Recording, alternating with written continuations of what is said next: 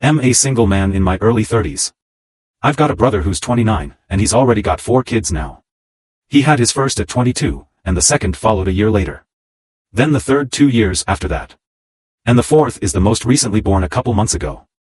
His wife, Misael, and I do not get along as she always likes to try and get a rise out of me by acting superior. Then turns into an extreme self-victimizing drama queen if I retaliated against her in any way. She can cry in an instant and can put on an extremely convincing show to get sympathy from just about anyone. My parents and brother absolutely adore her, even though they know exactly how she really is and just don't care. She's very good looking, I'll give her that. But she's so awful that I could never be attracted to her. She also refuses to get any sort of job, even though she has a college degree and my mother willingly helps with the kids all day. So their finances are entirely dependent on my brother. This also means they can't afford to live anywhere but my parents' house.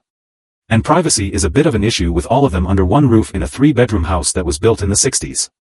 Growing up, my younger brother was also the obvious favorite. We're 3 years apart in age, but he developed a superiority complex because I was badly punished if I retaliated against his antics in any way back then. It was obvious my parents cared for him a lot more because he got the lion's share of everything unless people called them out on it. Which did happen a fair bit by other members of family. Which is why my parents packed us all up and moved us about 150 miles away from them, so they generally would see us on holidays since it was a 3-hour drive. My brother got physically abusive towards me on a number of occasions, flirted relentlessly with my first girlfriend to the point she broke up with me, and laughed at any misfortune I had. And my parents just told me to suck it up whenever I was upset about it. I only got equal treatment when my parents wanted to keep up appearances. I admit it was rather funny to see the looks on their faces whenever they had to treat me equal to my brother on birthdays and Christmas because other people were present. We had relatives that were very nosy, and loved gossiping drama. So my parents did their best to hide what was really going on, and threatened to take all my stuff away if I didn't keep my mouth shut. If anything, it just made my parents celebrate more when I turned 18 and moved out because it meant they no longer had to provide for me. I wasn't even done with high school yet when I moved out. But couch surfing was far better than living with them. I was low contact ever since leaving home. They didn't even show up for my high school graduation. But I really didn't care. From that point on, I would usually only see my parents and brother on holidays like the rest of the family. The start 2020 pandemic was not kind to me. I lost my job, and couldn't renew the lease on the condo because my roommate also lost his job and neither of us could afford the place on unemployment money. It was a rented 2-bedroom condo that I really loved. As the lease was ending, my roommate left early to move back in with relatives, and I had to sell nearly all of my stuff because I was soon going to be homeless if I didn't downsize to an extreme. I really shouldn't have rented a place that was so expensive. But I liked living the high life. Until that life wasn't kind to me. And I realized I should have been living somewhere far cheaper so I could have saved more money to fall back on. But I had a plan. I own a truck simply for the fact that I've always loved trucks, so I found a $1,000 camper in good shape and put it on my truck just so I could live out of it for a while. It was supposed to be temporary, but I ended up living out of it far longer than I ever thought. I originally was hoping to be able to live out of the camper at my parents' house, where my brother and his family still reside as well. But when I asked my parents to let me stay for a while, they told me they had a full house, and didn't want me there. Plus, we hadn't exactly gotten along in the past decade. They said they'd only agree to let me park my camper there if I paid them basically what it'd cost to rent an apartment in my area. That was way too much just to park my camper. I was jobless and trying to save as much of my unemployment money as I could till I could find a new job. I may as well be living in an apartment with that rent price they were asking. My parents called my camper an eyesore and told me to take a hike since we couldn't come to an agreement. And Misael thought it was absolutely hilarious I had to live in a camper. My brother joined her in pointing at and mocking me while calling me a homeless bum. I parked my truck/camper in a store parking lot to sleep on the first night that I had nowhere else to go. I felt scared out of my mind that someone might try to break in. Suffice to say I didn't sleep well that night. There was nowhere else I could go as any other relatives that owned houses were fairly far away, and all my friends were all apartment people. And I was pretty attached to my area as well. So I didn't want to just leave. I'd also had my mail forwarded to a friend's apartment. It was the only way I could still get my mail anymore. Finding a stable place to park was pretty difficult. I went looking around to try and find a job similar to my old one. It took months of living the nomadic camper life. In that time, I had to deal with a lot.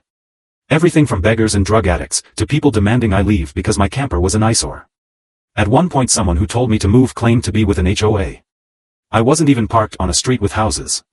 And when I questioned what HOA, they got incredibly belligerent and threatened me.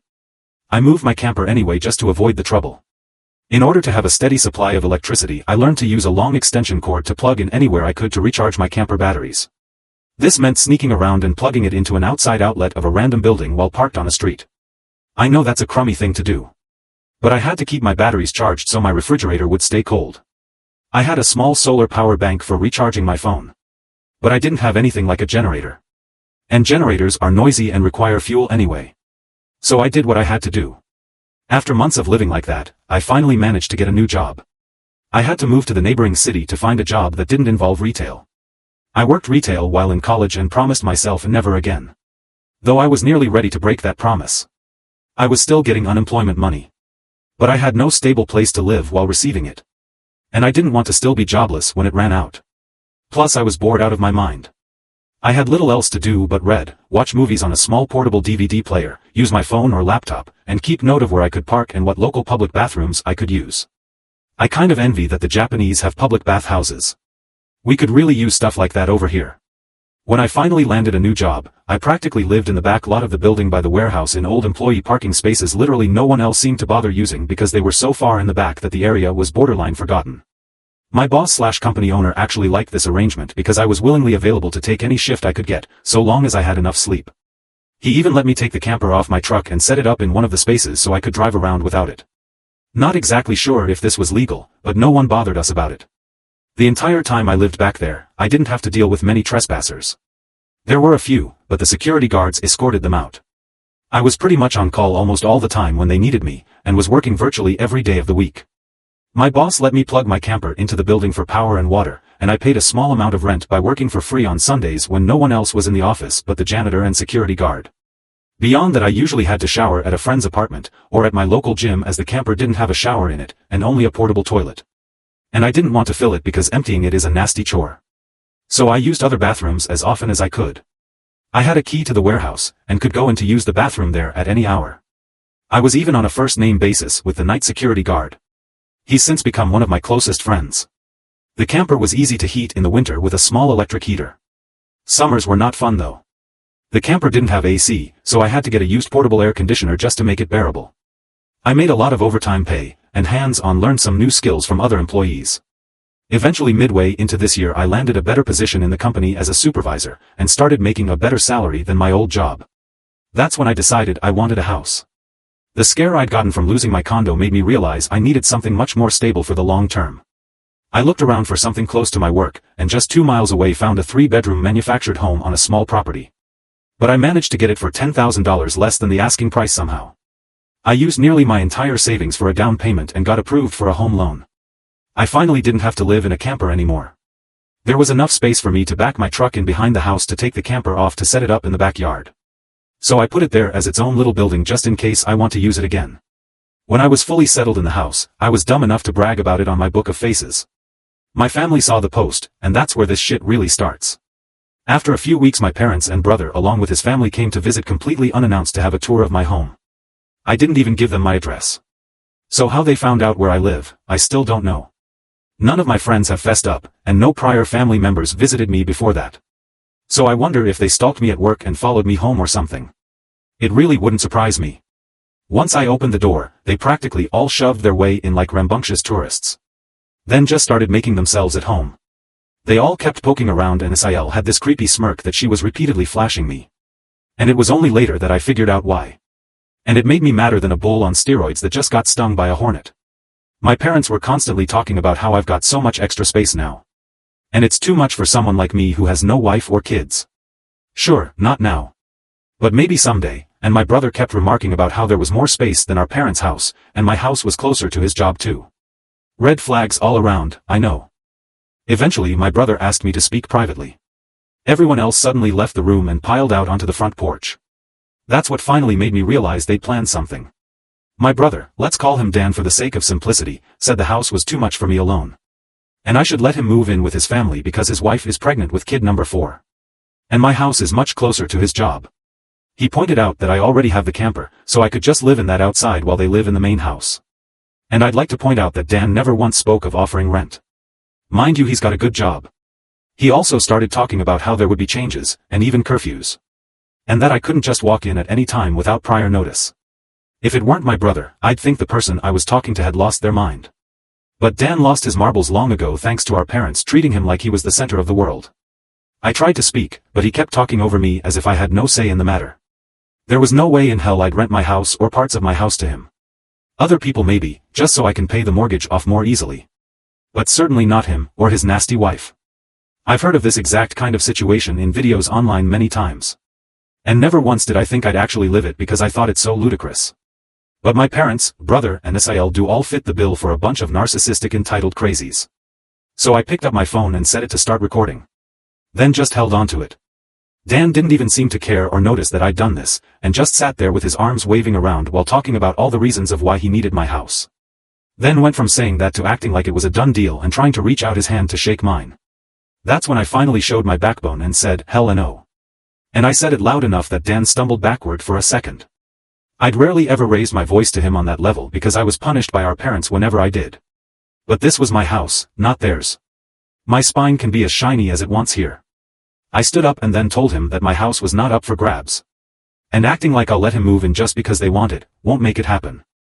I bought my house for me, and it's not my fault he keeps having more kids and has to keep living with our parents because he can't afford to move out. Dan got as physically close to me as he could without actually touching me and said that I didn't deserve the house, and he needed a better place for his family to live. I laughed back in his face and said that was total bullshit because I worked hard to be able to buy my house. Of course I deserved it. Dan started yelling that I have no wife or kids, and I don't need all the space. So I may as well give it to him. I said I'm not giving him anything. And he never even offered to pay me rent. If I let him move in, I'd still be covering the entire mortgage on my own house without even being able to live in my own house. Then Dan told me that he shouldn't have to pay rent because his family comes first, and our parents said I was going to do this, and that I will. I yelled, as if their word was law or something. And told Dan that they did not have the right or power to give my house to him. Then right one cue my parents and Sil barged back in through the front door and surrounded me to try and force me to agree. There was a lot of fighting. But to sum it up from this point on I heard the line, just do it for Dan, way more times than I can remember. In the fight I told them all they don't have a say in my life or my house. And to get out before I called the cops. Sil screamed the loudest at me about how she was pregnant again, and I can't do this to her. I said I did nothing to her, she just assumed she could take from me like I would just allow it. I had no obligation to her or her family. Then I called her a stuck-up bitch who never had any respect for me. So I don't care what she thinks or how many kids she has. I have no sympathy for her. She won't be living in my house. Well, that made her angry enough to attack me. She got in one good hit on my face and tried to do more, but my brother held her back kicking and screaming. She kept demanding he let her go so she could scratch my eyes out. The phone I was holding recorded pretty much everything. So I held it up and said I was going to call police if they didn't leave right away.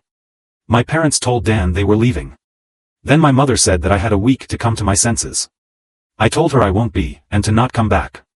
Then I told Sil that my phone recorded everything, and if she tries anything, I'll press charges for assault. She screamed at me and then stormed out loudly crying with her face in her hands. My mother was the last one out the door and said that I better do this for Dan and Sil. I responded by telling her I won't be. For part 2 please like and subscribe this video and hit the bell icon.